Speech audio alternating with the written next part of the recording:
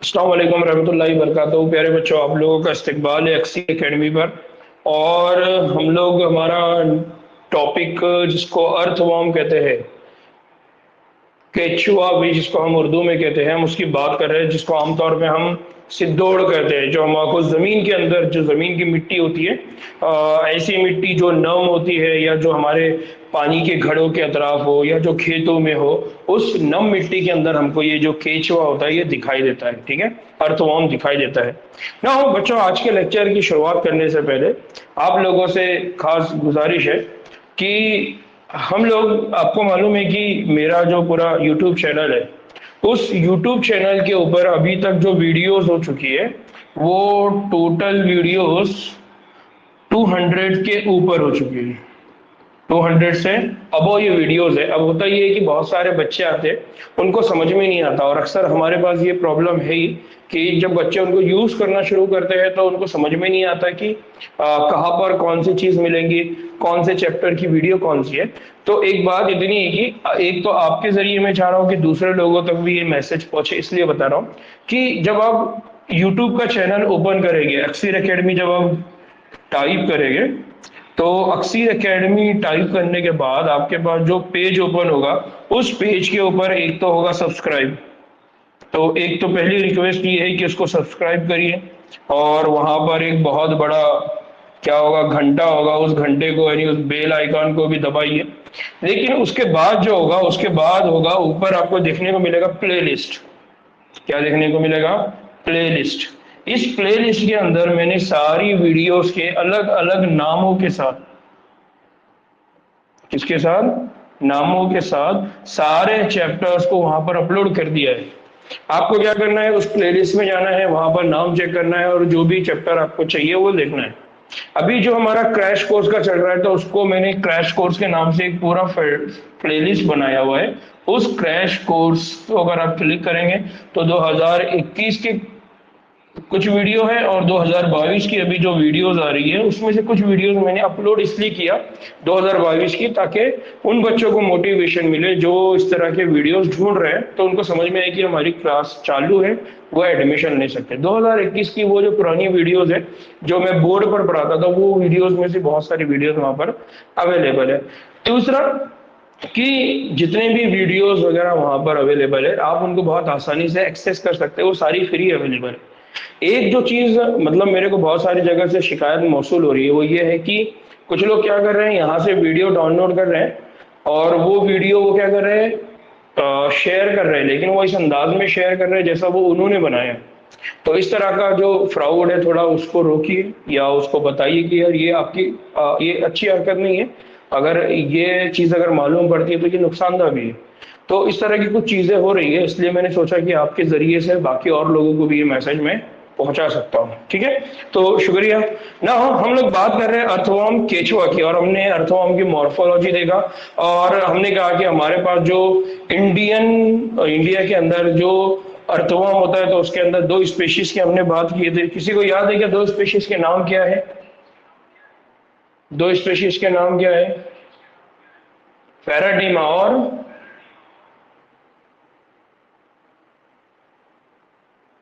लुम्ब्रिकॉइड। पैराडीमा और लुम्ब्रिकॉइड, याद आ रहा है?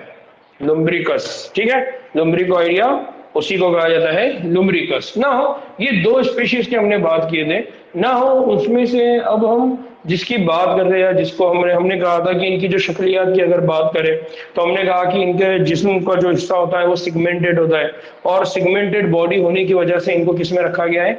एनेलिडा, इस फाइलम के अंदर, इस खानदान के अंदर रखा गया है। फिर हमने कहा कि इनके पास जो सिगमेंट होते हैं, सारे सिगमेंट मेटामर होते हैं। मेटामर का मतलब होता है एक जैसे दिखाई देते हैं। ठीक है, फिर हमने कहा कि इनके पास 100 से 120 कई सिगमेंट होते हैं।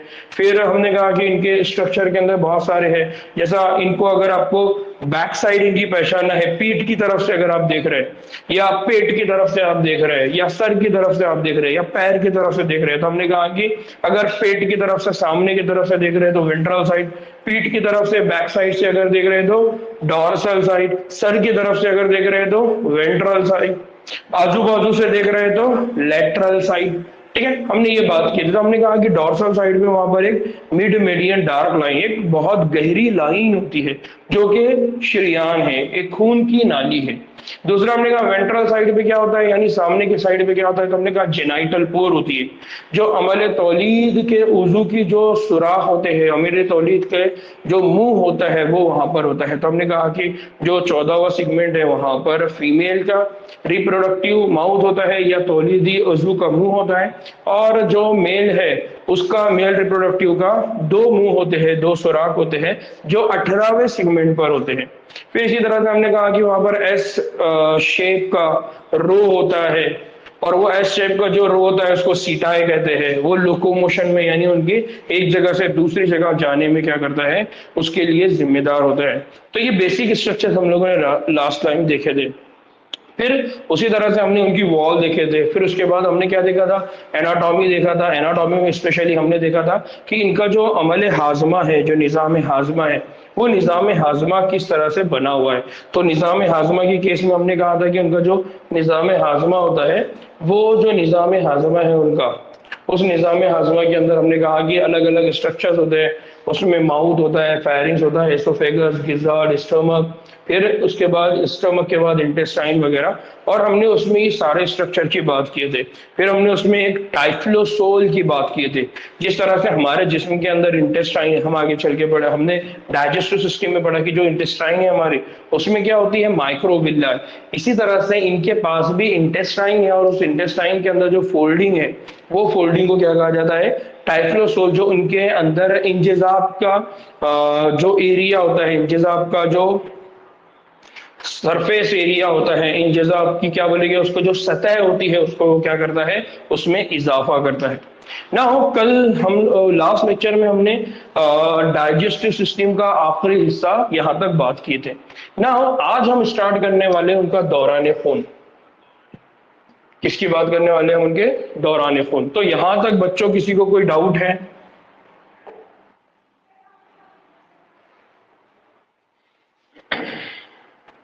ठीक है ना। हो अब हम बात कर रहे हैं इनका दौरान खून।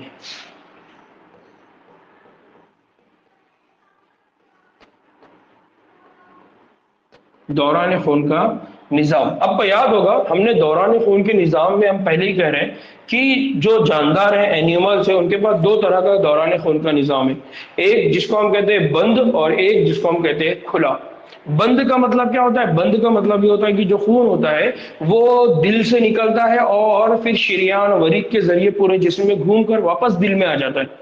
खुला दौरान खून में क्या होता है, खुला दौरान खून में दिल से तो ब्लड निकलेगा, दिल से तो खून निकलेगा, लेकिन वो एक ओपन स्पेस में, एक खुली जगह में चला जाएगा, जिसको साइनस भी कहते हैं। फिर वहां से वो वापस आएगा। इस तरह से यहाँ पर क्या होता है, काम होता है। तो जो फेरेटीमा होता है, यानी जो अर्थवाम होता है, उसमें एक बंद तरह का खून का दौरानी निजाम होता है। तो यहां पर याद रखिए, इनका जो दौरानी खून का निजाम है वो बंद तरह का है। बंद तरह का मतलब क्लोज्ड टाइप। कौन से टाइप का है, बंद तरह का है, क्लोज टाइप का इनका दौरान खून है। इसका मतलब उसके अंदर नालियां होगी, यानी शरियान वरीद और हार्ट होगा। लेकिन यहाँ हार्ट किस तरह का होता है, दिल किस किस्म का होता है, उसको हम यहाँ समझ रहे हैं। तो ये जो क्या करता है, खून की नलियों, कैपिलरीज, खून की नलियों, और क्या होती है, कैपिलरीज मतलब छोटी छोटी नलियों, और कल्ब, और कल्ब पर क्या होता है, मुश्तमिल होता है। तो उनका जो बंद दौरान खून का निज़ाम है, उसके अंदर तीन पार्ट्स है जिसको आपको याद रखना है। वो तीन हिस्से कौन कौन से हैं, तो उन तीन हिस्सों में पहला हिस्सा है नलिया। कौन है, खून की नलिया या खून की नालिया। तो खून की नलिया या खून की नालिया। दूसरा क्या है, कैपिलरीज।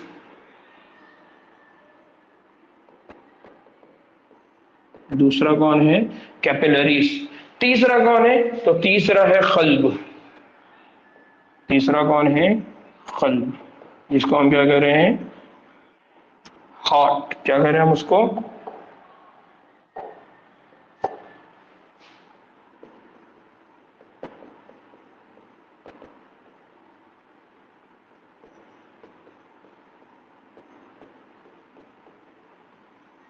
एक होता है ब्लड वेसल, दूसरा जिसको हम कहते हैं कैपिलरीज, और तीसरा क्या है, हार्ट है। तो इस तरह से उनके जिस्म के अंदर बंद दौरान खून है और उसके अंदर ये तीन हिस्से मौजूद है। ठीक है, याद रखिए। फिर उसके बाद क्या है कि अहम अहम खून की जो नालियां और केचवे का जो खल्ब है यहाँ पर इस शक्ल में दिखाया गया है। फिर बंद दौरान खून, निजाम खून होने की वजह से, बंद दौरान खून, निजाम खून होना तो उसकी वजह से होगा क्या, खून सिर्फ खल्ब, खून कहा जाएगा खल्ब, और खून की नालियों तक महदूद रह जाता है। यानी हम यही करें कि बंद दौरान खून का मतलब क्या है कि खून जो रहेगा वो सिर्फ दिल और जो नालियां है शरियान और वरीद, बस उन्हीं के दरमियान में क्या होगा, घूमेगा, जाएगा और फ्लो होगा। फिर जो दिल है यानी इसकी सुकड़ने की वजह से खून एक ही रुख में बहता रहता है। क्या होगा, यहाँ पर जब दिल धड़केगा तो जो खून का फ्लो है वो एक ही डायरेक्शन में होगा। छोटी खून की नालियां खून को गट, नर्व कॉर्ड और जिस्म की दीवारों में पहुंचा देता है। यहाँ पर क्या होता है, जो खून की छोटी नालियां, खून की छोटी नालियों से मुराद कौन है, खून की छोटी नालियों से मुराद है कैपिलरीज। क्या मुराद है, कैपिलरीज। कैपिलरीज कहा जाता है जो खून की नालियों से बनी हुई छोटी छोटी नालियां होती हैं उनको कहा जाता है कैपिलरीज। ये कैपिलरीज क्या करेंगे, गट में, नर्व कॉर्ड में और इसी तरह से उसकी जिस्म की जो दीवार है वहां तक क्या कर देंगी, खून को पहुंचा देंगी ना। हो यहाँ पर एक और बात याद रखना है जो बहुत इंपॉर्टेंट है कि यहाँ पर क्या होते हैं, यहाँ पर होते हैं खूनी गुदूद। यहाँ पर क्या होते हैं, खूनी गुदूद, जिसको कहा जाता है ब्लड ग्लैंड। क्या कहा जाता है उसको, ब्लड ग्लैंड। यानी यहाँ पर क्या होते हैं, खूनी गुदूद होते हैं जो चौथे, पांचवें और छठे हिस्से में पाए जाते हैं। कहाँ पर होते हैं, चौथा सिगमेंट, पांचवा सिगमेंट और छठा सिगमेंट। इन तीनों सिगमेंट के अंदर कौन होता है, खूनी गुदूद होता है। और ये जो खूनी गुदूद है ये क्या करता है, ये खूनी खलिए और हेमोग्लोबिन पैदा करता है। ये जो ब्लड ग्लैंड है, इस ब्लड ग्लैंड का काम क्या है, इस ब्लड ग्लैंड का दो काम है। एक काम क्या है, एक काम यह है कि जो खूनी खलिए है, क्या होते हैं, खूनी खलिए, या जिसको हम दूसरे लफ्ज में क्या कहते हैं, खूनी खलिए को हम इंग्लिश में कहते हैं ब्लड सेल। क्या कहते हैं उनको, ब्लड सेल। तो एक तरफ वो क्या बनाता है, ब्लड सेल बनाता है, दूसरी तरफ वो बनाता है हेमोग्लोबिन। क्या बनाता है वो, हेमोग्लोबिन। और अगर आपको याद होगा तो हमने हेमोग्लोबिन पढ़ा हुआ है। कहाँ पढ़े हमने हेमोग्लोबिन, किसी को याद आ रहा है हेमोग्लोबिन हमने कहाँ पढ़ा था, कोई बताएगा। आरबीसी कहां पर पढ़ा था हमने, आरबीसी, रेड ब्लड कार्पसल्स के अंदर। जब हम रेस्पिरेशन की बात कर रहे थे तो हमने कहा कि इंसानों के जिस्म के अंदर आरबीसी सेल रहते हैं जो ऑक्सीजन को कैरी करते हैं, ऑक्सीजन को लेकर जाने का काम करते हैं। ठीक है, तो यहाँ याद रखना है कौन होता है, एक खूनी खलिए होते हैं और दूसरा वो क्या बनाता है, हेमोग्लोबिन बनाता है। इसका मतलब ये है कि इनके पास जो हेमोग्लोबिन है वो आरबीसी सेल के अंदर नहीं रहता। अब इस वजह से इसको क्या कहते हैं मैं इसको आगे बताने वाला हूं। फिर जो खून के प्लाज्मा में महलूल रहता है, और ये जो आरबीसी, ये जो हेमोग्लोबिन है, ये हेमोग्लोबिन कहाँ मौजूद होता है, ये हेमोग्लोबिन खून के प्लाज्मा में, कहाँ पर होता है, खून के प्लाज्मा में होता है। जो खून होता है, यानी हमने कहा कि हमने जब इंसानों की बात की तो इंसानों के अंदर हमने कहा था कि जो आरबीसी होता है वो जो हेमोग्लोबिन होता है वो हेमोग्लोबिन आरबीसी सेल के अंदर होता है। लेकिन यहाँ पर आरबीसी सेल के अंदर ना होते हुए वो कहाँ पर है, प्लाज्मा। कहाँ पर है, प्लाज्मा। अब ये प्लाज्मा क्या होता है, कैसा होता है, हमारा नेक्स्ट चैप्टर वही है जिसको हम देखने वाले हैं, जिस्मानी सैयाल और दौरान खून, ये हम देखने वाले हैं। ठीक है, तो यहाँ पर याद रखना है खून के प्लाज्मा में क्या होता है, हेमोग्लोबिन मौजूद होता है ना। इनके पास क्या होता है, इनके पास कुछ खलिए है, और ये जो ब्लड के यानी ये जो खूनी खलिए होते हैं इनके क्या करते हैं, ये एक अमल करते हैं, और इस अमल के लिहाज से उनको क्या कहा जाता है, फेगोसाइटिक। क्या कहा जाता है इनको, फेगोसाइटिक। इसका मतलब ये है कि जो अर्थवर्म है इस वर्थवर्म के पास जो खूनी खलिये हैं, उन खूनी खलियों के अंदर जो खलिये हैं वो खलिये एक बहुत बड़ा काम अंजाम देते हैं, और ये जो खूनी खलिये जो काम अंजाम देते हैं उस काम की वजह से इनको कहा जाता है फेगोसाइटिक सेल। क्या कहा जाता है इनको? Phagocytic cell. फेगोसाइटिक सेल हम किन को कहते हैं? फेगोसाइटिक सेल हम उनको कहते हैं जो क्या करते हैं, जो किसी भी गैर जरूरी सालमा, हम यहां पर सालमा आपका केमिस्ट्री वाला नहीं है, ये सालमा है कोई डीएनए आरएनए प्रोटीन या कोई बैक्टीरिया, उसको हम यहां पर कह रहे हैं सालमा। तो जो भी गैर जरूरी सालमा है या जिस्म के बाहर से आने वाला जरासीम, जिस्म के बाहर से आने वाला जरासीम, इसको क्या करना होता है? इस जिस्म के बाहर से आने वाले जरासीम को या गैर जरूरी सालमे को दो काम करना होता है। एक काम क्या करना होता है? एक तो ये करना होता है उसको पहले पकड़ना होता है।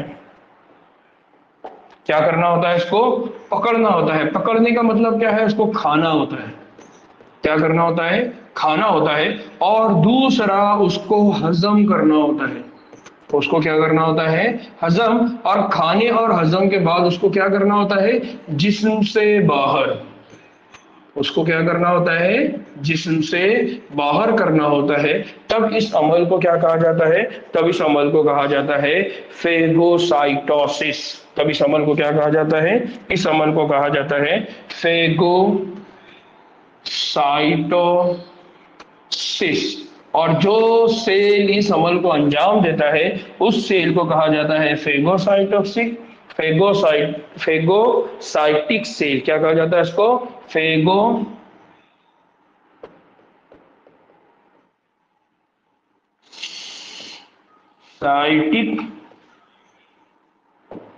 खलिया। क्या बोलेंगे उसको हम? फेगोसाइटिक खलिया। तो ये बहुत अहम है कि अर्थवर्म के जिस्म के अंदर भी इतना जबरदस्त मैकेनिज्म है, जबकि वो तो सॉइल में रहता है। कितने जरासीम आते होंगे, कितने बैक्टीरिया आते होंगे, कितने एंटीजन आते होंगे जो उनके बॉडी के अंदर, तो उसके बॉडी के अंदर भी प्रोटेक्टिव मैकेनिज्म है, हिफाजती निज़ाम उसके जिस्म में भी मौजूद है, मुदाफ़ियती निज़ाम उसके जिस्म में भी मौजूद है। ठीक है, यहां पर किसी को कोई डाउट है?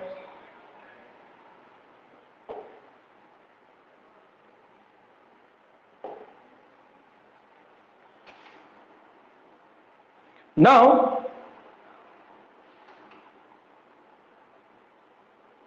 एक चीज जो यहां पर जो रह गई वो क्या है कि ये पूरी डायग्राम है। देखिए अब ये डायग्राम के अंदर क्या है, यहां पर कहीं पर भी उसका जिक्र नहीं है। इस डायग्राम के अंदर जो चीजें है वो यहां पर कहीं पर भी जिक्र नहीं है। उसको मैं थोड़ा सा एक्सप्लेन कर देता ताकि आपको वो याद रहे कि यहां पर क्या बातें हैं। बेसिकली यहां पर अगर आप देख रहे होंगे तो यहां पर देखिए क्या लिखा हुआ है? Lateral hurt. क्या लिखा हुआ है? Lateral hurt. यहां पर लिखा हुआ है वेंट्रल वेसल। यहां पर लिखा हुआ है एंटेरियर लूप। यहां पर लिखा हुआ है लेटरल एसोफेजियल वेसल। यहां पर लिखा हुआ है लेटरल एसोफेजियल हार्ट। यहां पर लिखा हुआ है सब न्यूरल वेसल। और यहां पर लिखा हुआ है कमीशरल वेसल। बेसिकली क्या होता है, इनका जो हार्ट है, इनका जो दिल है या इनका जो कल्ब होता है, ये जो हार्ट है, ये जो कल्ब है, ये कैसा है? ये है ट्यूब्यूलर। कैसा है? ट्यूब्यूलर, नलियों से बना हुआ। किससे बना हुआ? नलियों से बना हुआ। हमारे पास जो हार्ट होता है ह्यूमन के अंदर, इंसानों के अंदर जो हार्ट होता है, तो ह्यूमन का जो हार्ट होता है वो किससे बना होता है? चैम्बर्स से। वो किससे बना होता है? खानों से बना होता है ना। हम कहते हैं चार खाने, तो खाने होते हैं, लेकिन इनका जो हार्ट होता है वो हार्ट ट्यूब्यूलर होता है। उस हार्ट के अंदर क्या होती है? नालियां होती है ना। यहाँ पर अगर आप देखेंगे तो इन हार्ट के अंदर जो ट्यूब्यूल्स है उनमें से एक को क्या कहा जाता है? एक को कहा जाता है लैटरल हार्ट। मतलब ये जो नालियां है, इन नालियों से बने हुए हार्ट को कहा जा रहा है लैटरल हार्ट। क्या बोला जा रहा है इसको? Lateral heart. अभी लैटरल हार्ट क्यों बोल रहे हैं? क्योंकि ये जो दोनों नालियां हैं ये एक दूसरे के आजू बाजू है। फिर ये जो नालियां हैं ये लेटरल साइड में यानी बाजू की साइड में, सामने की साइड में नहीं, बाजू से जा रही है। ठीक है, तो अब यहाँ जो हार्ट है उनका वो कौन सा है, लेटरल हार्ट। और इस लेटरल हार्ट की जो लोकेशन है देखिए वो क्या है, segment number 7 and segment number 9। तो ये जो हार्ट है, इस हार्ट के अंदर जो ट्यूब्यूल्स है, तो टोटल ट्यूब्यूल्स अगर आप देखेंगे तो यहाँ पर 4 है, ये एक, ये 2, ये 3, 4। तो टोटल जो इनका हार्ट है वो कैसा है, 4 ट्यूब्यूलर, 4 नलियों से बना हुआ। और ये जो 4 नलियां है तो वो कहां पर है, 7 एंड 9। और दूसरी जो है वो कहां पर है, 12 एंड 13 सेगमेंट, 7वें और 9वें हिस्से में और 12वें और 13वें हिस्से में। अब जो 12वें और 13वें हिस्से में उसको क्या बोला जाता है, lateral oesophageal heart. Lateral oesophageal heart क्यों कहते हैं, क्योंकि ये एसोफेगस वाले पार्ट में है। और इसको लेटरल हार्ट क्यों कहते हैं, क्योंकि ये 7-9 सेगमेंट में है और पहले मौजूद है, इसलिए इसको क्या कहा जाता है, लेटरल हार्ट। दूसरा कि यहां पर है डॉर्सल वेसल। डॉर्सल वेसल के मामले में हमने पहले ही कहा, डॉर्सल वेसल क्या होती है, ये डॉर्सल वेसल कहां पर होती है, इनके बैक साइड में, पीछे की जानिब होती है, जिसको हम डॉर्सल साइड देखकर बोल देते हैं कि अरे ये इसकी पीठ वाली रीजन है, इसका पीठ है, ये इसका बैक साइड है। तो वो डॉर्सल वेसल की बात हो रही है। ये डॉर्सल वेसल क्या करती है, ये डॉर्सल वेसल ब्लड को लेती है, खून को लेती है, पूरे जिस्म में फैलाती है, क्योंकि ये कौन है, शरियान। कौन है, शरियान। इसी तरह से इन शरियानों से जब ब्लड जाएगा, खून जाएगा, तो ये पूरे जिस्म में जाएगा। और जब वापस खून आएगा तो वहां पर सब न्यूरल वेसल है। ये सब न्यूरल वेसल क्या करेगी, देखिए ये एक है कमिशरियल वेसल, ये वाला, और यहां पर देखिए एक वेसल है छोटा सा, ये वेसल और ये वेसल, ये दो अलग अलग हो गया। इसके पीछे एक छोटा सा वेसल है जिसको क्या कहा जाता है, सब न्यूरल वेसल। और ये ब्लड को कलेक्ट करके जिस्म के और आगे वाले जो पार्ट्स है उन तक लेकर जाने का क्या करता है, काम करता है। आप ऐसा समझिए कि आपके पास 2 पाइपलाइंस है और उन 2 पाइपलाइंस के थ्रू पानी जाता है, एक से पानी जाता है, दूसरे से पानी वापस आता है, और आपको एक और बहुत दूर तक वो पानी भेजना है। तो आपने क्या किया, ये जो 2 बड़ी पाइप थी, बड़े बड़े थे, उनके बीच में से एक और छोटी पाइपलाइन से स्टार्ट किया ताकि प्रेशर ज्यादा रहे और वो ज्यादा दूर तक जाए। तो इस तरह से यहाँ पर क्या होता है, सब न्यूरल वेसल है। तो यहाँ पर बेसिक चीज याद रखना है कि इनका जो हार्ट है वो ट्यूबुलर है, नलियों की शक्ल का है। ये यहाँ पर जो हार्ट है वो लेटरल हार्ट है, प्लस यहाँ पर हार्ट जो है उसके अंदर क्या है, लेटरल एसोफेजियल। कौन सा है, लेटरल एसोफेजियल हार्ट। कौन सा है, लेटरल एसोफेजियल हार्ट। जी, यहां पर अभी किसी को कोई डाउट है?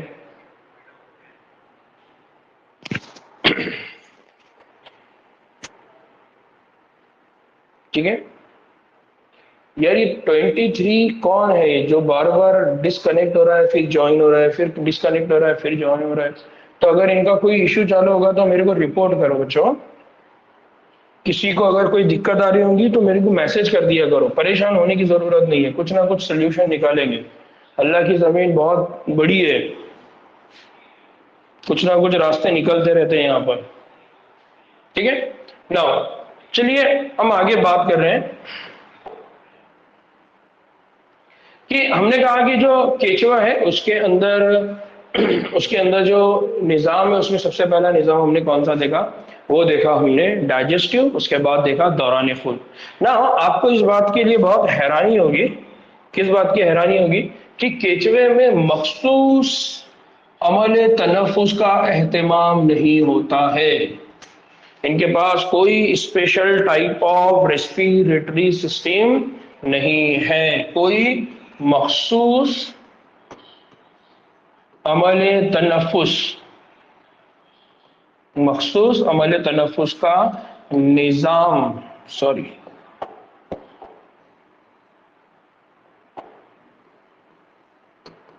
निजाम नहीं होता, कोई स्पेशल टाइप नहीं है।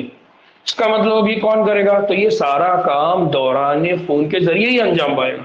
क्योंकि हमने पढ़ा हुआ है कि जो खून होता है उस खून में क्या होते हैं, खूनी गुदूद जो क्या रहते हैं, वो हेमोग्लोबिन बनाते हैं और उसको प्लाज्मा में क्या कर देते हैं, छोड़ देते हैं, प्लाज्मा में मिक्स कर देते हैं। इसलिए इनके पास अब वो जो काम करेगा वो काम कौन करेगा, दौरान खून का निजाम ना। यहाँ पर एक और चीज याद रखिए कि इनके जिस्म के अंदर इस तरह से कोई स्पेशल सिस्टम नहीं है, तो फिर ऑक्सीजन का लेन देन कैसा होगा। तो इनके जिस्म में ऑक्सीजन का जो लेन देन है, जो तनफ्फुसी तबादला है, वो भीगे जिस्म यानी मॉइस्ट स्किन, भीगे जिस्म का मतलब क्या होता है, मॉइस्ट स्किन, किसके जरिए होगा, मॉइस्ट स्किन की सतह के जरिए होता है, जिससे खून के बहाव तक पहुंचता है, जिसके जरिए क्या होगा, वो खून के बहाव तक पहुंच जाएगा। फिर यहाँ पर बेसिक कंसेप्ट जिसको आपको याद रखना है वो क्या है, तनफ्फुस का जो ऑक्सीजन और कार्बन डाइऑक्साइड का तबादले का अमल है वो किसके जरिए होता है, बस मॉइस्ट स्किन, यानी कोई बहुत स्पेशल नहीं, जैसा हमने कहा लंग्स होते हैं या ट्यूब्यूलर सिस्टम होता है, ये इस तरह का कोई सिस्टम नहीं है। इनके पास क्या है, सिंपल सिंपल सिंपल सिस्टम है, ठीक है ना। अब इनके पास एक और तीसरा निजाम है जिसको हम पढ़ने वाले हैं। वो निजाम कौन है, वो है इखराजी निजाम। कौन सा वाला निजाम है इनका, इखराजी वाला निजाम, जिसको हम क्या कहते हैं, एक्सक्रीटरी सिस्टम।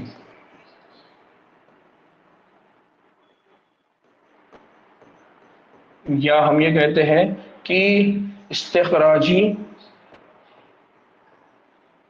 निजाम, या वो निजाम जिससे क्या होता है, इनके जिस्म से जो भी फासिद मादे है वो खारिज कर दिए जाते हैं।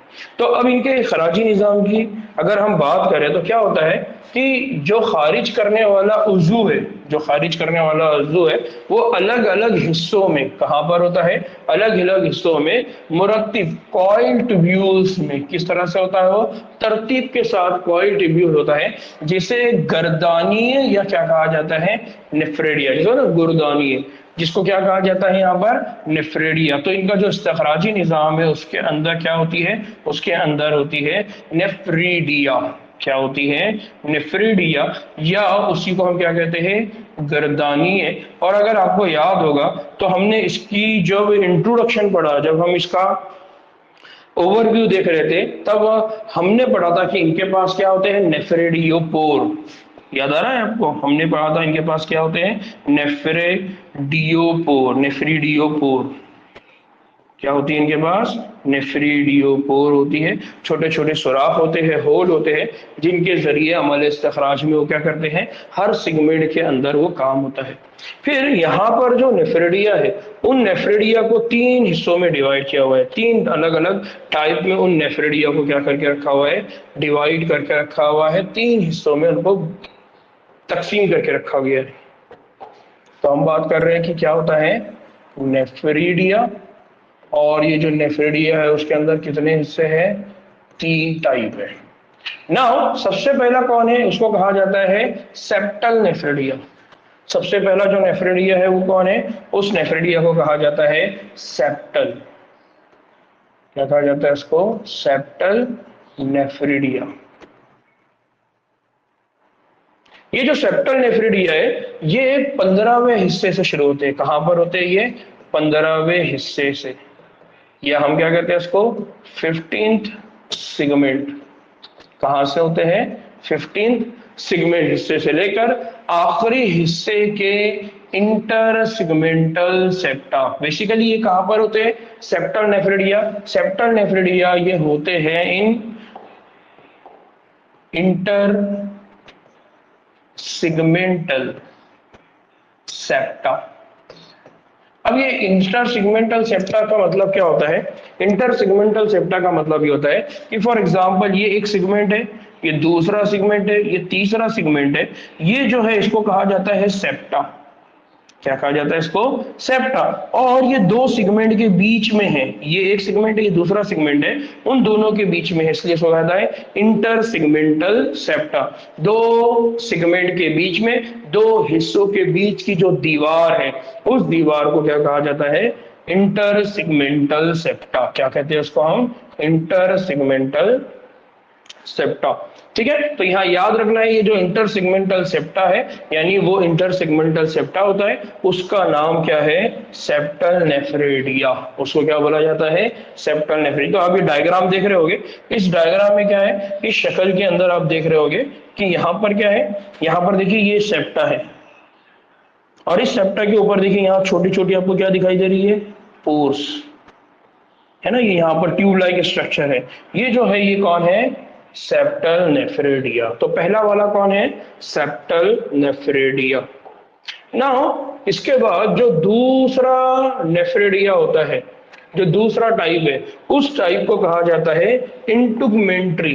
क्या बोला जाता है इसको, इंटुगमेंट्री नेफ्रेडिया। अगर आपके पास अभी आप लोग पढ़ रहे हैं और आपके बाजू बाजू में कहीं अगर डिक्शनरी है तो उस डिक्शनरी को आप देख सकते हैं। दूसरा जो होता है उसको क्या कहा जाता है, उसको क्या कहा जाता है, इंटुगमेंटरी नेफ्रीडिया। क्या बोला जाता है इसको, इंटुगमेंटरी नेफ्रीडिया। ये जो इंटुगमेंटरी नेफ्रीडिया होता है इसका मतलब क्या होता है, इंटुगमेंटरी नेफ्रीडिया का मतलब होता है ऐसी नेफ्रीडिया जो इंटुगमेंटरी रीजन पर हो। कहां पर हो, इंटुगमेंटरी रीजन पर हो। तो ये जो इंटुगमेंटरी नेफ्रेडिया ये तीसरे हिस्से से, कहां से स्टार्ट होती है, तीसरे हिस्से से लेकर आखिरी हिस्से के जिस्म की दीवार की सतह से जुड़ा होता है। इंटुगमेंटरी का मतलब क्या होता है, इंटुगमेंट्स यानी कवर, सतह, सरफेस, वहां पर ये बात हो रही है, यानी बाहर का जो एरिया होता है उसके ऊपर ये होती है।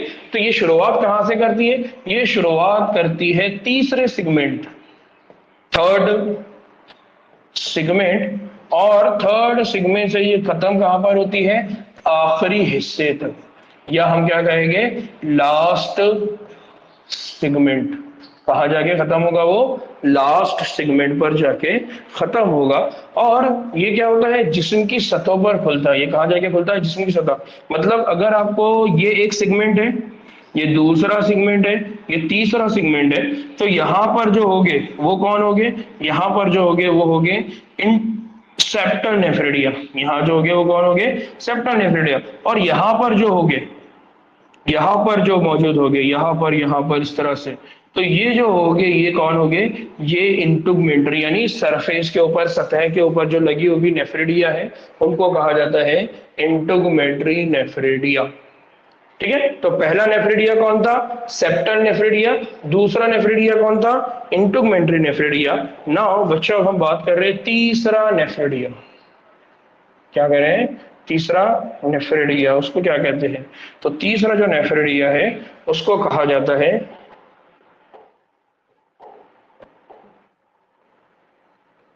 तीसरा जो नेफ्रेडिया है उसको कहा जाता है फेरिंजियल नेफ्रेडिया। क्या बोला जाता है इसको, फेरेंजियल। आपका है ना, अम्मी का तो नया चार्जर में गया। कौन है ये, किसका माइक चालू है ये, क्या प्रॉब्लम है नमीरा,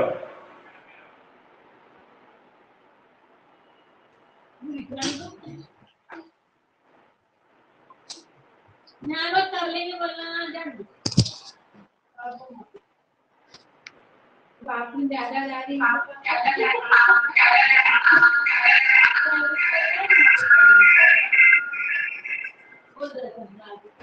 कौन है वो, नमीरा का माइक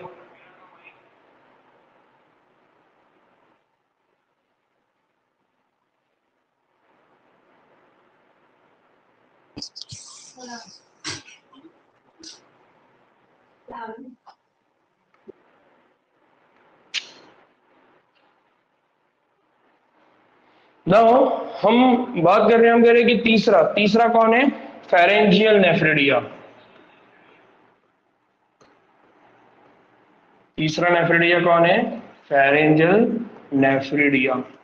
और ये जो फेरेंजियल नेफ्रेडिया ये कहां से कहा होगा, ये चौथे और पांचवें और छठे हिस्से में तीन तीन जोड़ के गर्दोपेश में पाया जाता है। बहुत इंपॉर्टेंट है, देखिए यहां पर यहाँ पर अगर आपको समझ में आ रहा है तो कौन कौन सा है, एक है यहाँ पर चौथे की बात हो रही है, दूसरा यहाँ पर क्या हो रही है, पांचवे की बात हो रही है, यहाँ पर क्या हो रही है, छठे की बात हो रही है। तो अब अगर आप देखेंगे तो यहाँ पर कैसा है कि यहाँ पर स्टार्ट हो रहा है छठा, यहाँ पर हो रहा है फिफ्थ, यहाँ पर हो रहा है फोर्थ, और यहाँ पर अगर आप लोकेशन देखेंगे, है ना, यहाँ जो लोकेशन देखेंगे तो ये जो लोकेशन मैंने अभी कहा फोर्थ फिफ्थ सिक्स, तो यहाँ से है, यहां से स्टार्ट हो रहा है, ठीक है, fifth six fifth and fourth, इस तरह से। तो यहाँ पर एक है वो यहाँ ओपन हो रहा है, यहाँ पर एक है वो यहाँ जाके खुल रहा है, और यहाँ पर एक है जो यहाँ जाके खुल रहा है। इस बुनियाद पर उनको कहा जा रहा है चौथे पांचवे छठे हिस्से में। और तीन तीन जोड़े, तीन तीन जोड़े का मतलब क्या है,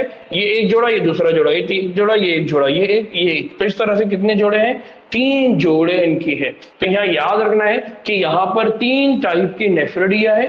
एक नेफ्रेडिया है जिसको कहा जाता है, क्या हो रहा है, एक नेफ्रेडिया होता है जिसको कहा जाता है सेप्टल नेफ्रेडिया, एक नेफ्रेडिया होता है जिसको कहा जाता है इंटुगमेंटरी नेफ्रेडिया, तीसरा जो नेफ्रेडिया होता है उसको कहा जाता है फेरिंजियल नेफ्रेडिया। ठीक है, याद रहेगा।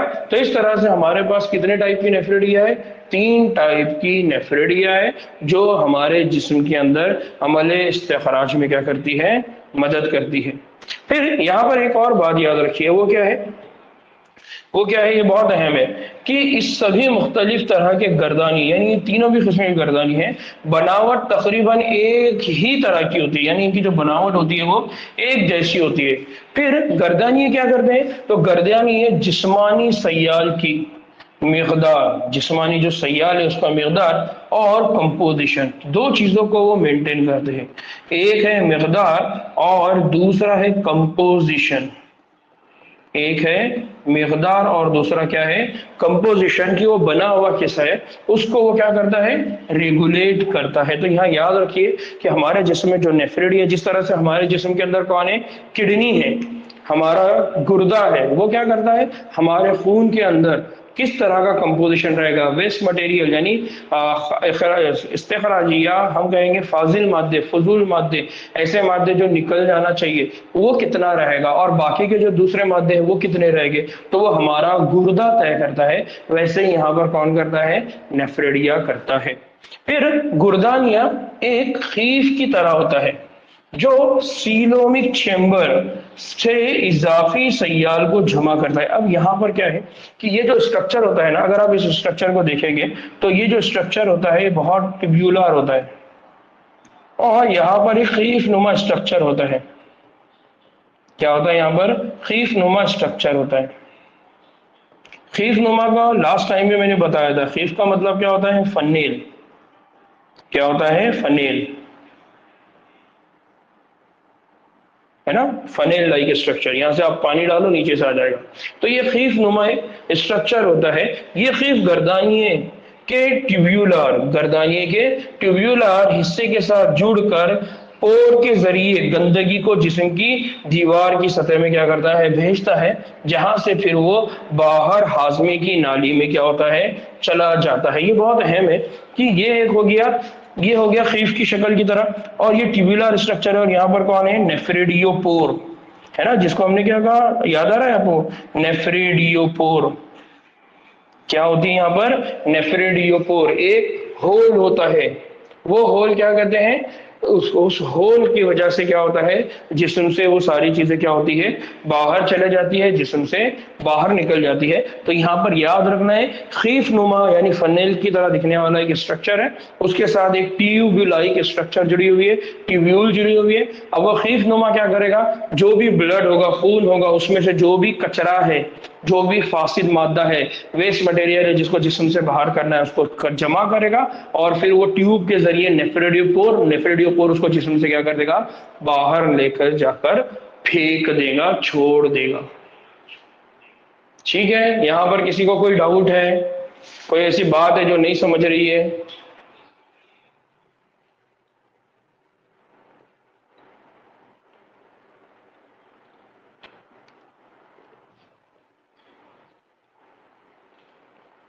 ठीक ना, और आगे बढ़ते हैं। शायान अंसारी का कोई एक सवाल है, क्या है सर, इसमें तकरीबन कितने सेगमेंट होते हैं, किसमें सेगमेंट की बात कर रहे हैं? हमको तो एक बात पता है बेटा, एक बात पता क्या है कि जो सिगमेंट्स है, उन सिगमेंट्स में मैंने पहले ही कहा कि अगर अगर आप अर्थवर्म की सिगमेंट की बात कर रहे हैं तो ये 100 से ज्यादा होते हैं, 100 to 120। और अगर आप नेफ्रिडियोपोर की बात कर रहे हैं तो हमने यहाँ पर तीन बातें कही है। एक कि जो सेप्टल नेफ्रिडिया 15 से लेकर आखिर तक होते हैं। दूसरा, हमने ये कहा कि जो इंटुगमेंट्री नेफ्रेडिया है वो तीसरे हिस्से से लेकर आखिर तक होते हैं। फिर लास्ट हमने कहा फेरेंजियल नेफ्रेडिया, ये चौथे, पांचवें और छठे हिस्से में हो गए। मतलब चौथा हिस्सा इसके अंदर आखिरी है, फर्स्ट और सेकंड में कुछ नहीं होता। फर्स्ट और सेकंड हिस्से में कोई नेफ्रेडिया नहीं होता है। अगर इसको आप इस तरह से लिख के रखेंगे तो ज्यादा अहम है और इंपॉर्टेंट है। तो सवाल अच्छा है आपका, क्योंकि इस तरह का अगर सवाल अगर आपको आ जाए कि विच, या ये कहे कि कौन सा सिगमेंट है जहां पर नेफ्रेडिया नहीं होता है, तो दो ही सिगमेंट है, एक है पहला और एक है दूसरा जहां पर कोई नेफ्रेडिया नहीं होता है। इसको आप अलग से लिख कर रखिए ताकि आपको अगर एग्जाम में ये पूछ लिया जाए तो आप उसका जवाब दे सके।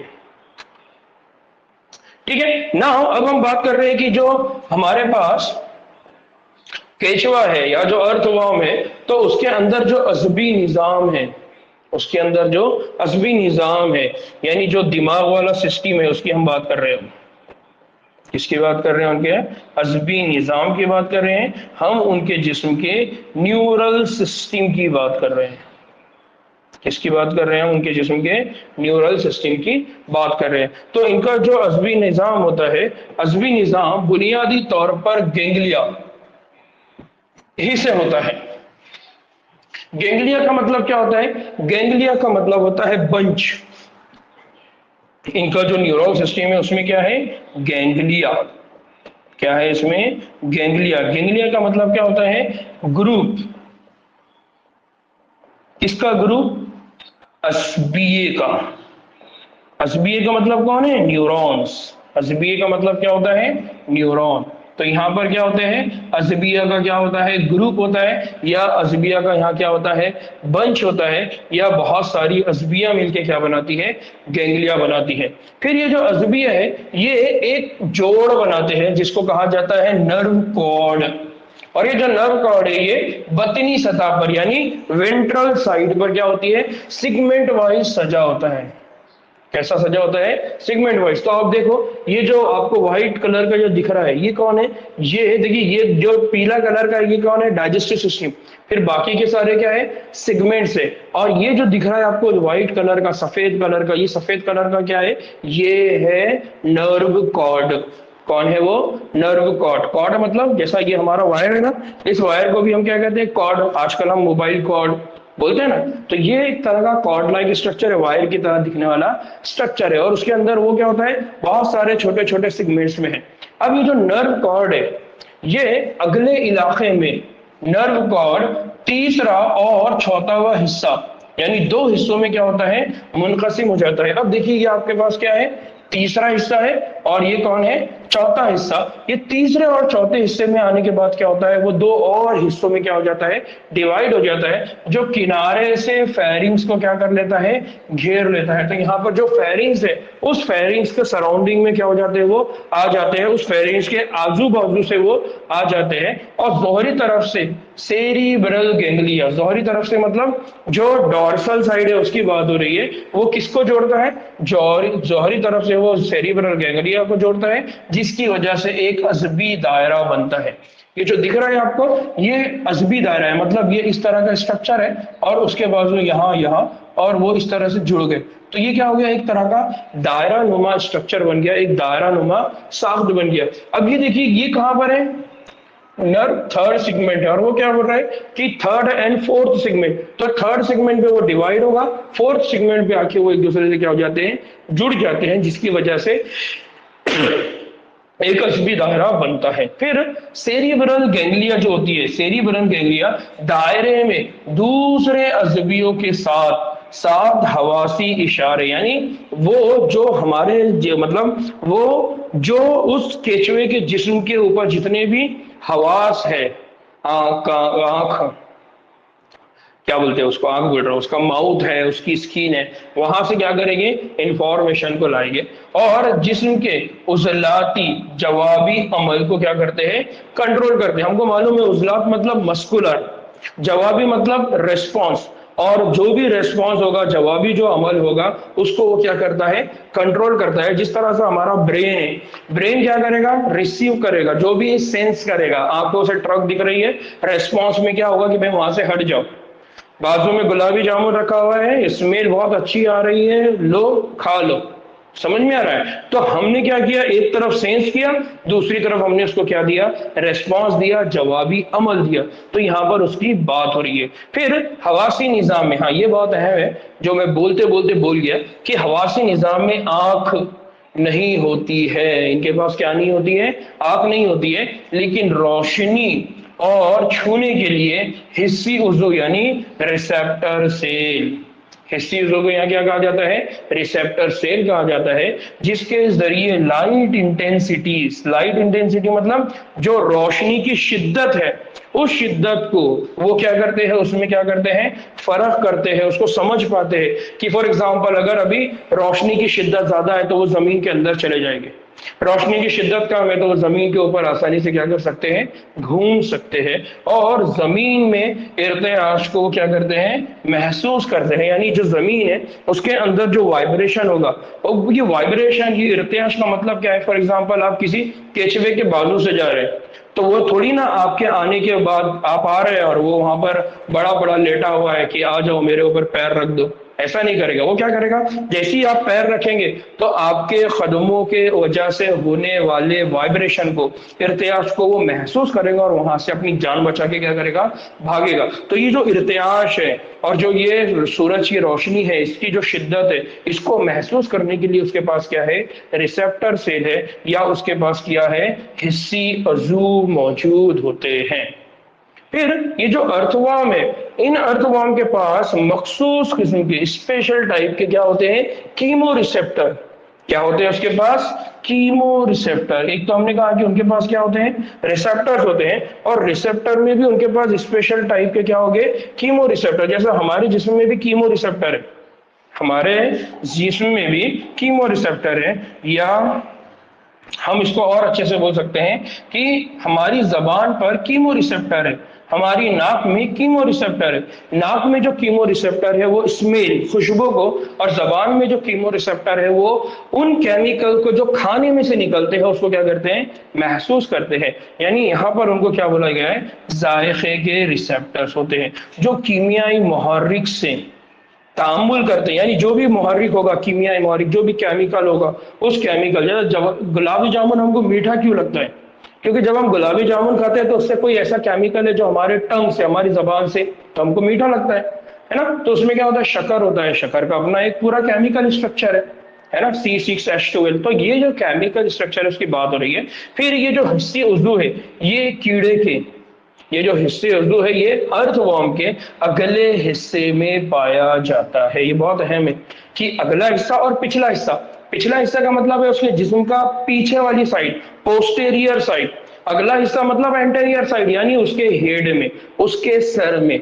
समझ में आ रहा है बात। तो ये बात हो रही है अगले हिस्से में, यानी कहां पर हो गए, एंटीरियर, कौन से साइड पर हो गए, एंटीरियर साइड। अगर पोस्टेरियर साइड बोलते तो, पोस्टेरियर म्हणजे, जी बच्चों बताओ जरा, पोस्टेरियर का मतलब क्या होता है, पीछे, है ना। मैंने कहा था पैरों की साइड में, सर, हाँ बहुत अच्छे, राजिक, राजिक को याद रहा अच्छे से, ठीक है। तो यहाँ याद रखना है, ठीक है। तो यहाँ पर हमने क्या देखा, हमने देखा कि इनका अज़बी जो निज़ाम है वो कैसा है। तो इनका जो अज़बी निज़ाम है वो किसके ऊपर मुनासिर है, गैंग्लिया। और गैंग्लिया यहाँ पर कैसी है, सिगमेंट्स में है, बहुत सारे सिगमेंट्स में इनके पास क्या होती है, गैंग्लिया, जो हमारे जिस्म के दिमाग की तरह इनका भी क्या करती है, काम करती है। यहाँ पर किसी को कोई डाउट, ठीक ना हो, ये बहुत अहम है, अब इसको और अच्छे से समझना है। वो क्या है कि हमने कहा, हमने देखा कि जब हमने मेंढक की बात की है तो मेंढक के अंदर हमने देखा था सेक्सुअल डाइमॉर्फिज्म, कि उसकी जो फीमेल होती है, उसकी जो मेल होती है, उसका जो नर होता है, उसका जो मादा होता है, उनके अंदर हमने देखा था कि उनको आप बाहर से देखकर बोल सकते हैं। उनके जिस्म के ऊपर इस तरह के कुछ इशारे हैं, कुछ मार्क है, जिसकी बेसिस पे आप उनके उनकी कुछ मॉर्फोलॉजी है ऐसी है जिसकी बुनियाद पे आप उनको बोल सकते हैं कि ये मेल है, फीमेल है, नर है और मादा है। वैसे ही हमने कॉकरोच की बात की थी कि उनके पास होता है एनल सरकाय, है ना, एनल सरकाय, याद आ रहा है? तो हमने उसकी वजह से कहा था कि मेल और फीमेल को आप पहचान सकते हैं। वैसे ही इनके पास क्या होता है, अब इनके पास जो होते हैं, तो केचुआ जो होता है वो बाइसेक्सुअल होता है, दो जिनसी होता है। कैसा होता है? दो जिनसी होता है, यानी ये केचुआ एक ही वक्त में मेल भी है और एक ही वक्त में क्या है, फीमेल भी है। यानी इसके पास टेस्टिस भी मौजूद है और इसके पास ओवरीज भी मौजूद है। इसके पास क्या है, बैजेदान भी मौजूद है और इसके पास क्या है, टेस्टिस भी क्या है, मौजूद होती है। इसलिए हम ये कहते हैं कि ये जो होते हैं केचवे, ये केचवे कैसे होते हैं, बायसेक्सुअल, इनके पास दोनों भी सेक्स होते हैं, दो, ये मेल भी होते हैं और फीमेल भी होते हैं। फिर यहाँ पर एक, अब ये जो इनके जिस्म के अंदर ये जो टेस्टिस है और इनके जिस्म में ये ओवरीज है, ये कहाँ कहाँ होते हैं, कैसे होते हैं? तो 10वें और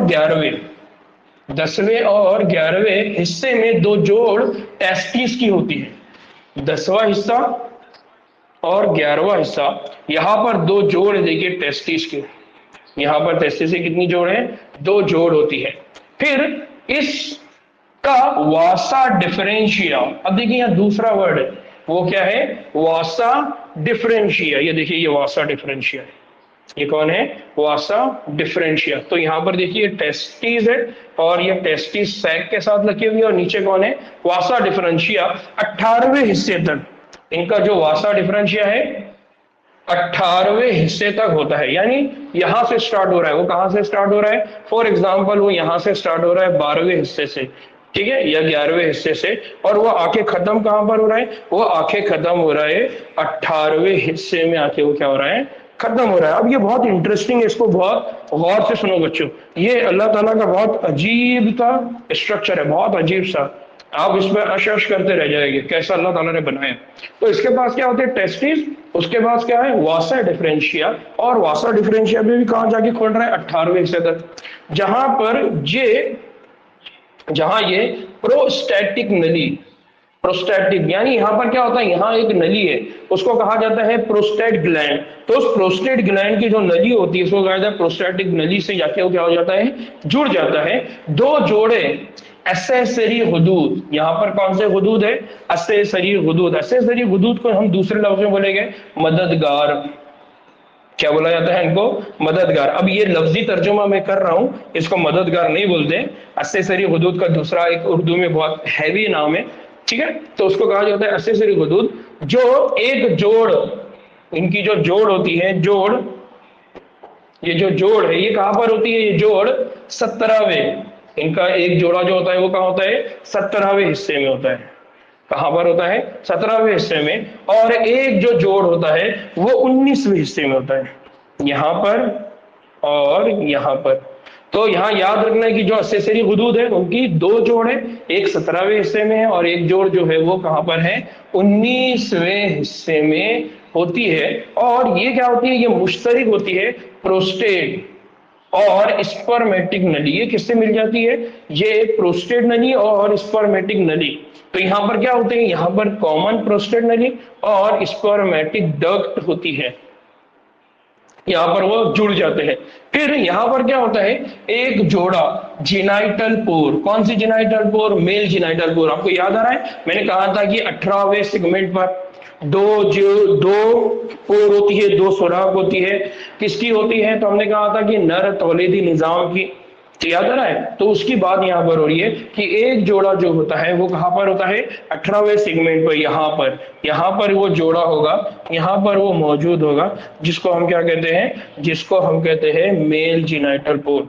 तो एक यहां पर होगी, एक यहां पर होगी, इस तरह से 18वें सेगमेंट पर क्या होती है, मेल जिनाइटल पोर। फिर आपको याद होगा उस वक्त हमने कहा कि इसकी जो लोकेशन होती है वेंट्रोलेटरल साइड, कैसी होती है, वेंट्रोलेटरल साइड, वेंट्रल सामने, लेटरल आजू बाजू, ये दोनों भी एक दूसरे की क्या है, आजू बाजू और सामने की जानिब होते हैं। फिर एक और चीज याद रखना है, जो मैंने लास्ट टाइम भी आपको लिखाया कि इनके पास क्या होते हैं, 4 जोड़े होते हैं। किसके होते हैं? तो आपको याद होगा स्पर्मेथिका, 4 जोड़े होते हैं जो स्पर्मेथिका के होते हैं, जो छठे हिस्से यानी छठे सेगमेंट से कहां पर होते हैं, 90वें हिस्से तक पाए जाते हैं। कहां से कहां तक होते हैं? छठे हिस्से तक, 90वें हिस्से। याद आ रहा है? ये हमने पढ़ा था स्पर्मेथिका। ठीक है, स्पर्मेथिका उनके पास होती है। फिर हर एक हिस्से में क्या होता है, एक जोड़ा होता है। हर एक हिस्से में क्या होता है, एक जोड़ा होता है। यानी ये एक जोड़ा, ये दूसरा जोड़ा, ये तीसरा जोड़ा, ये चौथा जोड़ा। इस तरह से हर छठे, सातवें, आठवें, 9वें सेगमेंट के अंदर क्या होगी, उनकी जोड़ होगी। फिर क्या होता है कि जब मुबाशरत का अमल होता है, जब मेल और फीमेल यानी जब दो अर्थवर्म एक दूसरे के साथ जुड़ेंगे और वो मुबाशरत का अमल करेंगे, सेक्सुअल इंटरकोर्स करेंगे, उस सेक्सुअल इंटरकोर्स के अंदर क्या होगा, उस वक्त वो स्पर्मेटोजोआ, क्या होगा, स्पर्मेटोजोआ की वसूली और तस्कीर करता है। मतलब वो क्या करेगा, ये जो स्पर्मेथिका है, आपको याद होगा उस वक्त भी मैंने कहा था कि जो स्पर्मेथिका है ये एक थैली की शक्ल है जो स्पर्म को रिसीव करती है, स्पर्म को क्या करके रखती है, जमा करके रखती है। ठीक है। फिर ये था मेल। ये बात किसकी हो रही थी अभी तक, मेल की बात हो रही थी। ये बात अभी तक नर की हो रही थी कि नर के जिस्म में ये सारे काम कैसे होते हैं। ना अब हम बात कर रहे हैं एक जोड़ा ओवरी का। एक जोड़ा किसकी बात कर रही हैं हम, ओवरी की। यानी अब फीमेल रिप्रोडक्टिव सिस्टम की यहाँ पर बात हो रही है। ठीक है, यानी अब यहाँ पर किसकी बात हो रही है, मादा की बात हो रही है। नर की हमने बात की। अब मादा में क्या होता है, मादा में यहाँ पर ओवरीज होती है। और ओवरी कहाँ पर होती है, तो ओवरी का एक जोड़ा ये 12वें और 13वें हिस्से के, बहुत इंपॉर्टेंट है, इसको याद रखिए, 12वें और 13वें हिस्से के, ये 12वां हिस्सा हो गया, ये 13वां हिस्सा हो गया, उनके इंटर सिगमेंटल रीजन कहां पर होता है, वो चिपका हुआ इंटर सिगमेंटल सेप्टम। कहां पर होता है, इंटर सिगमेंटल सेप्टम। और ये जो ओवरी है, इस ओवरी के नीचे, जो ओवरी है उस ओवरी के नीचे देखिए, यहां पर ठीक नीचे इस तरह का एक स्ट्रक्चर आपको दिखाई दे रहा है। ये जो होता है इसको कहा जाता है ओवेरियन फनेल। क्या कहा जाता है इसको, ओवेरियन फनेल कहा जाता है। तो इस तरह से क्या होता है, ये नर स्ट्रक्चर और साथ ही साथ कौन सा स्ट्रक्चर है, मादा स्ट्रक्चर होता है। जी राजी, यही बात मैंने पहले कहा, आपने शायद इसको सुना नहीं। मैंने कहा कि एक ही केचवा होता है और वो दो जिन्सी होता है, उसके अंदर मेल भी होगा, उसके अंदर क्या होगा, फीमेल भी होगा। यहां पर किसी को कोई डाउट है, कोई है ऐसा जिसको बात समझ नहीं आ रही है?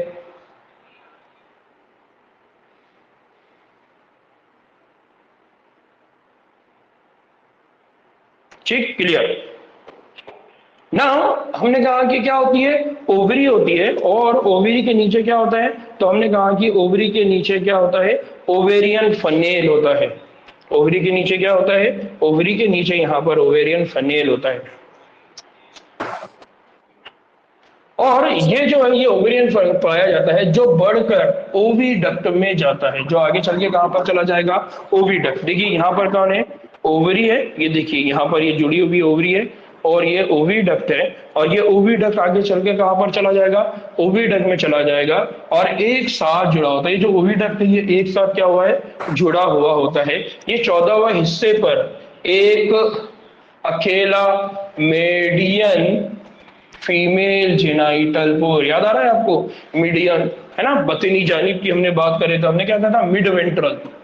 याद आ रहा है किसी को, मिड वेंट्रल जेनाइटल पोर, किसकी बात की थी हमने, मिड वेंट्रल जेनाइटल पोर, जो कौन से वाले सेगमेंट पर होती है, जो के 14th सेगमेंट पर होती है। कौन से सेगमेंट पर होती है, 14th। याद आ रहा है, 14th सेगमेंट पे हमने बात किए थे।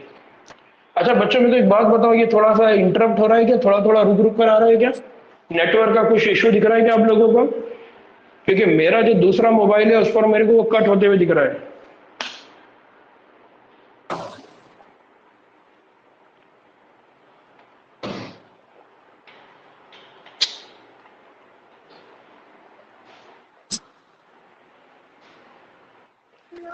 ओके ओके, चलो अच्छी बात है, आप लोगों को कोई दिक्कत नहीं है। ठीक है, ना एक और बात याद रखिए कि जब मुबाशरत होती है, इंटरैक्शन होता है मेल और फीमेल में, तो मुबाशरत के दरमियान दो वॉर्म्स यानी जो दो अर्थ वॉर्म उनके बीच में आपस में स्पर्म की अदला बदली होती है। यानी क्या होगा, एक स्पर्म दूसरे स्पर्म को स्पर्म देगा और दूसरा स्पर्म पहले वाले एक अर्थवर्म दूसरे अर्थवर्म को स्पर्म देगा और दूसरा अर्थवर्म पहले वाले अर्थवर्म को क्या करेगा, स्पर्म देगा। इसके पास भी ओवरी है, इसके पास भी ओवरी है, इसके पास भी स्पर्म मेल है ना, मेल रिप्रोडक्टिव ऑर्गन है, इसके पास भी मेल रिप्रोडक्टिव ऑर्गन है, इसलिए वो क्या करेंगे, अदला बदली करेंगे। और एक वर्म क्या करता है, एक वर्म दूसरे वर्म को क्या करता है, तलाश करता है और फिर उल्टे, यानी इनके पास जो ओपनिंग होती है, जो इंटरैक्शन होता है, उसको कहा जाता है जक्स्टापोजिंग गोनाडल ओपनिंग। ये क्या करते हैं, जक्स्टापोजिंग गोनाडल ओपनिंग के जरिए मिलता है और फिर स्पर्म्स की वहां पर क्या होती है, अदला बदली होती है, जिसको हम क्या कहते हैं, स्पर्मेटोफोर। आपको याद होगा हमने कहा था स्पर्मेटोफोर यानी बंचेस ऑफ स्पर्म। यहां पर जो स्पर्म मिलते हैं वो बंचेस के फॉर्म में क्या किए जाते हैं, शेयर किए जाते हैं, एक दूसरे को दिए जाते हैं।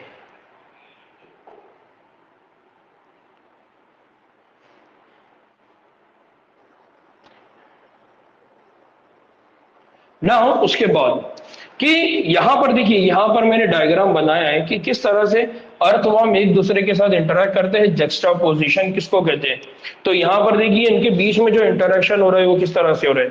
ये अर्थवर्म 2 है, ये अर्थवर्म 1 है, और यहां पर क्या हो रहा है, यहां पर इनके पास अगर ये जो सिगमेंट है, ये सिगमेंट को ना फीमेल और मेल वाला और यहां पर है, तो हमने कहा कि 4 पेयर ऑफ स्पर्मेथिका, और यहां पर भी क्या होगी, 4 पेयर ऑफ स्पर्मेथिका। तो स्पर्मेथिका यानी यहां से वो स्पर्म सेल रिसीव कर इसको दे देगा और यहां से ये स्पर्म सेल इसको दे देगा, ये यहां स्पर्म को स्टोर करेगा, ये यहां पर स्पर्म को क्या करेगा, स्टोर करेगा। इस तरह की जो पोजीशन होती है उसको कहा जाता है जक्स्टापोजिशन। जक्स्टापोजिशन का मतलब क्या होता है, क्रिस क्रॉस, दोनों भी एक दूसरे के अपोजिट डायरेक्शन में आके खड़े होंगे और एक दूसरे को क्या करेंगे, अपने अपने स्पर्म क्या कर देंगे, एक्सचेंज कर देंगे। ना बच्चों यहां पर एक और चीज याद रखिए कि अक्सर क्या होता है, ऐसे बहुत सारे जानदार है सलाउद्दीन, जैसे जैसे हम आगे बढ़ेंगे तो हम उसको पढ़ेंगे, है ना। हम जब एनिमल किंगडम पढ़ेंगे तो एनिमल किंगडम के अंदर हम पढ़ेंगे कि ऐसे कितने जानदार है जो बायसेक्सुअल है, जिनके पास दोनों भी सेक्स होते हैं, मेल और फीमेल। ना अब एक बात और याद रखिए कि जो मैच्योर स्पर्म है, यानी जो स्पर्म है जो मैच्योर हो गया, और जो बैजा है यानी जो ओवरी खलिया है, और तग़ज़ियाई सय्याल, तीन चीजें यहां पर, तीन चीजें कौन कौन है देखिए, एक है मैच्योर स्पर्म, दूसरा है बैजा, तीसरा है तग़ज़ियाई सय्याल। कौन है, तग़ज़ियाई सय्याल। अब तग़ज़ियाई सय्याल का मतलब क्या है, तग़ज़ियाई सय्याल का मतलब है खाना पीना। जैसा हम हमारे घर से अगर निकलेंगे तो डब्बा लेके जाएंगे, तो वो हमारा ग़िज़ा हो गया, वो हमारा तग़ज़िया हो गया। वैसे ही यहाँ पर तग़ज़िया की बात हो रही है कि जो मैच्योर स्पर्म में जो बैजा है उनको खाने के लिए जो लगेगा उसकी बात हो रही है। तो तग़ज़ियाई सय्याल ये कुकून किस में जमा हो जाता है, ये तीनों भी चीजें जाके जमा हो जाती है कुकून। किस में जमा हो जाती है, कुकून में जमा हो जाती है, जो क्लाइटेनम के ग्लैंड सेल के जरिए पैदा होता है। तो क्या होता है मालूम है, ये बहुत बहुत मतलब मैं बोलता हूं ना यार, अल्लाह ताला ने कैसा बनाया उसको सोचो कि ये अंडा है, एग है, और फॉर एग्जांपल ये स्पर्म है। जब इन दोनों का इंटरेक्शन हो जाएगा तो अब यहां पर क्या होगा, इसके सराउंडिंग में एक हिफाजती तय बनेगी। ये हिफाजती तय के अंदर कौन है, इस हिफाजती तय के अंदर स्पर्म है, एग है, और साथ में उनके खाने के लिए क्या है, सामान है, उनके जिंदा रहने की बहुत सारी चीजें। फिर क्या होगा, यहां पर होगा फर्टिलाइजेशन, यानी ये एक दूसरे के साथ क्या करेंगे, इंटरैक्शन, फर्टिलाइज होंगे। फिर डेवलपमेंट होगा, तो डेवलपमेंट के बाद क्या होगा, कुकून के अंदर ये डेवलपमेंट होता है, यानी ये जो एग है और जो स्पर्म है इन दोनों का जो इंटरेक्शन होता है, ये इस फैटी एसिड यानी ये चर्बी वाली जो लेयर थी जिसको क्या कहा जा रहा है, कुकुन, उसके अंदर ये सारा काम होता है। जो बाद में वो क्या करते हैं, बाद में ये अर्थवर्म क्या करता है, उसको कहाँ रख देता है, मिट्टी में रख देता है, उसको ले आके कहाँ रख देता है, मिट्टी में रख देता है। और मिट्टी के अंदर जब ऐसा लगेगा कि यार अब इस कुकुन के अंदर जो बच्चे हैं उन्होंने बाहर आ जाना चाहिए, तब वो बच्चे बाहर आएंगे। मतलब जब तक वहां पर फेवरेबल इन्वायरमेंट नहीं रहेगा, ऐसा कोई माहौल नहीं बनेगा जिसमें वो जिंदा रह सकते हैं, तब तक वो उस हिफाजती गिलाफ के अंदर रखे जाएंगे। बहुत अहम चीज है ये। फिर कुकुन के अंदर क्या होता है, कुकुन के अंदर स्पर्म के जरिए बैजा बार आवर, बार आवर मतलब फर्टिलाइजेशन, फर्टिलाइजेशन को बोला जाता है बार आवर, बार आवरी। फर्टिलाइजेशन का मतलब क्या होता है, अमले बार आवरी, ठीक है। और जो फिर कीड़े के बाहर आ जाता है और मिट्टी पर या अंदर क्या होता है, जमा हो जाता है। कुकुन कीड़े के एम्ब्रियोस को रखता है। ये जो कुकुन है ये क्या करता है, जब उसका डेवलपमेंट होता है, जब उसका आगे उसकी अफजाइश होती है, तो उस अफजाइश में एक स्टेज आती है जिसको हम कहते हैं एम्ब्रियो। तो उस एम्ब्रियो को वो संभाल कर क्या करता है, रखता है। और तकरीबन कब तक रखता है, 3 हफ्ते के बाद। 3 हफ्ते के बाद हर एक कुकुन 4 के औसत से 2 से 20 बच्चे बॉम्ब के क्या करता है, पैदा करता है। यानी एक कुकुन के अंदर कितने बच्चे हो सकते हैं, 2 भी हो सकते हैं या 20 भी हो सकते हैं। इसका नमू सीधे होता है। इसका नमू सीधे होने का मतलब क्या है, इसमें कोई लार्वा नहीं होता, यानी बीच की कोई स्टेज नहीं है। जैसा हमने कल हमने केचवे की जब सॉरी केचवा बोला, कॉकरोच की, झिंगुर की बात करे थे, तो झिंगुर झिंगुर के मामले में हमने कहा था कि उसके पास क्या होती है, लार्वल स्टेज, जिसको कहते हैं निम्फ, निम्फल स्टेज, याद आ रहा है। लेकिन इसके पास कोई निम्फल स्टेज नहीं होती, कोई लार्वल स्टेज नहीं होती ना। बच्चों आखिरी बात जो बहुत इंपॉर्टेंट है, कि जो अर्थवर्म होते हैं, इन अर्थवर्म को क्या कहा जाता है, अर्थवर्म को किसानों का दोस्त। क्या कहा जाता है, किसानों का दोस्त, क्योंकि ये मिट्टी में बिल बनाता है और उस मिट्टी को क्या कर देता है, भुरभुरा कर देता है। यानी ये हम कहते हैं कि इसको हम फर्टिलाइजर के तौर पे इस्तेमाल करते हैं। जो तनफुस, यानी वो जो मिट्टी है, मिट्टी के अंदर जो ऑक्सीजन कार्बन डाइऑक्साइड का जो एक्सचेंज है, गैसों का आना जाना है, उसको क्या करता है, बढ़ाता है। और बढ़ते हुए पेड़ की जड़ों को फैलने में क्या करते हैं, मदद करते हैं। क्योंकि जो जड़ है वो तो जिंदा है, तो जड़ जैसा जैसा आगे जाएगी तो उसको क्या चाहिए, ऑक्सीजन चाहिए, कार्बन डाइऑक्साइड दूर करना है। लेकिन जमीन के अंदर ये कैसा पॉसिबल है, तो जमीन के अंदर जड़ों को आगे आगे बढ़ाने के लिए ऑक्सीजन कार्बन डाइऑक्साइड का ये जो एक्सचेंज है, उसको करवाने के लिए जमीन का भूरा होना जरूरी है। इसलिए खेतों के अंदर जो मिट्टी होती है वो बहुत भूरी होती है, और उनको भूरी करने के लिए हल भी चलाया जाता है। और ज्यादातर किसकी मदद ली जाती है, अर्थवर्म की मदद ली जाती है। इसलिए इनको किसानों का क्या कहते हैं, दोस्त कहते हैं। इसी तरह से केचुए के जरिए मिट्टी की जरखेजी को भी क्या कर दिया जाता है, बढ़ा दिया जाता है। और इस तरीके को कहा जाता है वर्मी कंपोस्टिंग।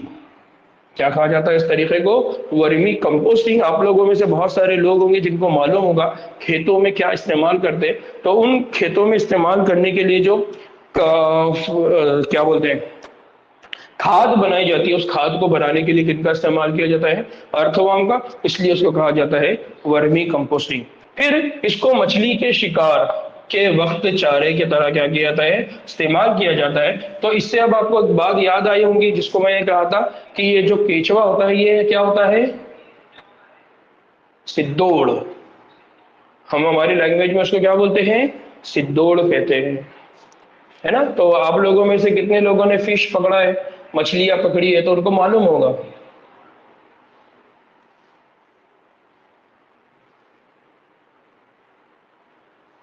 ठीक है, तो इस तरह से हमारा ये टॉपिक भी क्या होता है, आज कंप्लीट होता है। इस तरह से हमारा पूरा एक जो सबक है वो तकमील को पहुंच गया। ठीक है, तो हमारा जो सबक था जी, ठीक है। तो अरे भाई जिन्होंने पकड़ा होगा उनकी बात कर रहा हूं मैं, ठीक। चलिए, तो यहां पर हमारा ये चैप्टर कंप्लीट हुआ। अब चैप्टर जो नया स्टार्ट करना है हमको, तो वो नया चैप्टर हम कल स्टार्ट करेंगे। उसका बड़ा बड़ा बड़ा उसकी वजह ये है कि मैं आज बहुत ज़्यादा लेट हो गया। अभी मैं क्लास से आया हूँ अपनी, दूसरी क्लास से, और अभी अभी यहाँ आके पहुंचा हो। तो सुबह से आज मैंने कोई खाना वगैरह नहीं खाया। तो अगर आप लोग मेरे को थोड़ी सी रुख्सती देंगे आज, तो कल इंशाल्लाह हम इसकी भरपाई कर लेंगे।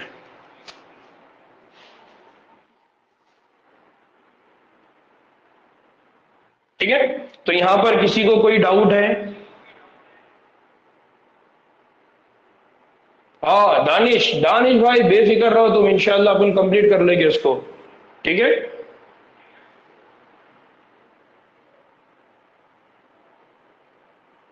इंशाल्लाह एग्जाम से पहले पहले कर देंगे इंशाल्लाह। ठीक है। अच्छा दानिश, मैंने लास्ट टाइम भी तुमको बोला था यार, वो दिल्ली वाली जगह पे जाके थोड़ा सा देखो ना यार, एनसीईआरटी के ऑफिस पे किताबों का थोड़ा सा मालूम करो ना उनसे। अब वो दिल्ली में रह के बस तुम ही काम कर सकते हैं ऐसा। अगर तुम वो बुक्स की हार्ड कॉपी अगर वहां से अवेलेबल किसी तरह से करवा सकते, तो अपने पास तकरीबन अभी 30 स्टूडेंट है, और अगर हर स्टूडेंट को अगर चाहिए या बाकी के और भी लोगों को चाहिए, तो क्या होगा, हम बड़ा काम कर लेंगे, तकरीबन लोगों को पहुंचा सकते हैं। अच्छा, हाँ मतलब मैं चाह रहा हूँ कि अभी कैसा है, जब तक उन लोगों को मालूम नहीं पड़ेगा ना बच्चों, एनसीईआरटी को ये मालूम नहीं पड़ेगा कि यार इतने सारे लोग हैं जो ये किताबें खरीदना चाहते हैं, तब तक वो प्रिंट नहीं करेंगे। हम मैंने अभी इंफॉर्मेशन निकाली कि वो क्यों प्रिंट नहीं कर रहे। तो उसका बड़ा रीजन ये है कि हमारे पास जितने भी कॉलेजेस हैं, उन कॉलेजेस ने अभी तक रिक्वायरमेंट नहीं डाली कि भाई कितने एनसीईआरटी की किताबें चली। तो ये जिम्मेदारी जो है ये प्रिंसिपल्स की है कि उन्होंने एक मेमोरेंडम वगैरह बनाए, या उनका जो लेटर पैड है उस लेटर पैड पे लिखे कि भाई हमारे पास 100 स्टूडेंट है, 100 स्टूडेंट में तो फॉर एग्जांपल 50 स्टूडेंट इसको खरीदने वाले हैं, तो वो उनको रिक्वायरमेंट भेजे, तब जाके वो प्रिंट करके अपने को भेजेंगे। तो अब प्रॉब्लम ये है कि ये सारे काम हमको ही करना है। मतलब मैंने इससे पहले भी कहा कि हम और हमारी ये जो बैच है इंशाल्लाह ये बहुत इनकलाबी बैच रहेंगी, बहुत रिवोल्यूशनरी बैच रहेंगी। यहाँ से एकदम से चेंज आने वाला है उर्दू उर्दू की स्टडी को लेकर इंशाल्लाह। कहाँ पर यही आपके पास कहाँ मिल रही है? तो याहिया मेरे को कॉल करो, मेरे को कॉल करो। ओके, मेरे को कॉल करो, और आपके पास कितनी सारी किताबें मिल सकती मेरे को बताओ, अपन वो परचेज करेंगे और बाकी सब लोगों को डिस्ट्रीब्यूट कर देंगे। ठीक है, चलिए चलिए, अल्लाह हाफिज, दुआ में याद रखिए। इंशाल्लाह कल हम फिर क्लास का स्टार्ट करेंगे। अच्छा मैं एक और चीज पूछ रहा था बच्चों, 2 मिनट, कि क्लास के मामले में मैंने कहा कल, तो आप लोगों में से फिजिक्स का लेक्चर कितने लोग अटेंड करने वाले हैं? फिजिक्स कितने लोगों को लगाना है? क्योंकि एक टीचर है अपने पास बहुत जबरदस्त है अल्हम्दुलिल्लाह, तो कितने लोग हैं जो फिजिक्स को ज्वाइन करना चाहेंगे? तो प्रॉब्लम क्या है बच्चों, एक बात समझ लो, मैं आप लोगों को बहुत खुलकर बोल रहा हूँ, बहुत खुलकर बोल रहा हूँ। प्रॉब्लम यह है कि हमारे पास कोई भी टीचर बगैर पैसे के पढ़ाने के लिए तैयार नहीं है। ठीक है, तो दिक्कत ये हो रही है कि अगर आप ज्यादा तादाद में रहेंगे तो मेरे को उनको शो करने को आएगा, उनको बताने को आएगा। मैं बहुत बेझिझक ये बात बोल रहा हूँ क्योंकि ये रियलिटी है। तो आप लोगों में से अगर 10 लोग भी अगर एक क्लास बनाते हैं, तो सामने वाले को एक कीमत मेरे को देने को आती है कि भाई ये आप पढ़ाइए। आज अगर आप थोड़ा सा सेक्रीफाई करेंगे ना, तो बहुत सारे दूसरे स्टूडेंट्स का फायदा होगा। आप बात को समझिए, मैं यहाँ खड़ा हूँ आपके साथ, आप मेरे साथ खड़े हैं, हम लोगों को ही मिलके ये पूरा तब्दीली चेंज लाना है। तो मेरी खास रिक्वेस्ट रहेगी कि केमिस्ट्री की क्लास में भी 5 से 6 लोग ही है, अगर वो 10 भी हो जाते तो बहुत अच्छा होगा। इसी तरह से फिजिक्स की क्लास में भी 10 लोग हुए, तो अगर आप लोगों में से इन्वॉल्व होते, या फिर आपके अतराफ में जो स्टूडेंट्स है जो करना चाह रहे हैं केमिस्ट्री और फिजिक्स, तो उनको भी बताइए। क्या होगा कि आज जब वो वीडियोस मार्केट में आएंगी, बच्चों को दिखाई देगी, तो फिर बच्चे अप्रोच करेंगे। समझ में आ रहा है? तो आप लोगों की वजह से यह फायदा हो सकता है।